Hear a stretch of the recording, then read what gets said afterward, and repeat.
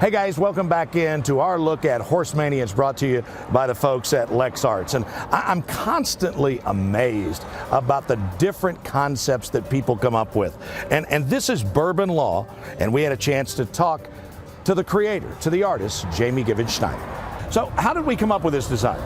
Well, this year they asked for some specific bourbon theme since Maker's Mark was a big sponsor. And I had just started going out on the bourbon scene and going to the distilleries and learning a lot about bourbon and the difference between bourbon and whiskey and it being made in Kentucky. So I was doing some research before this project even started, which came in very handy. So that's kind of what I went with the theme, was the bourbon laws. I really thought that was an important thing to know about Kentucky bourbon.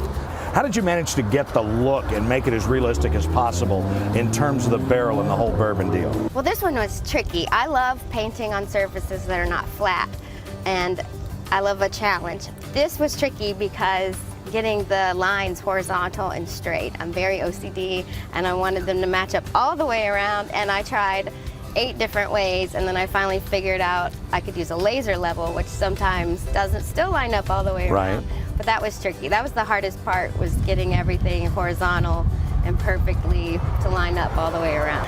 I've got to think this is not old hat, that even though you've done a number of these, every time you see one of these finished products and see people enjoying them, it's got to give you a sense of real pride. It does, especially because I'm from Lexington, and I did have a lot of really great art teachers growing up in the public school system. And for me, it's a chance to show them, look at what you taught me.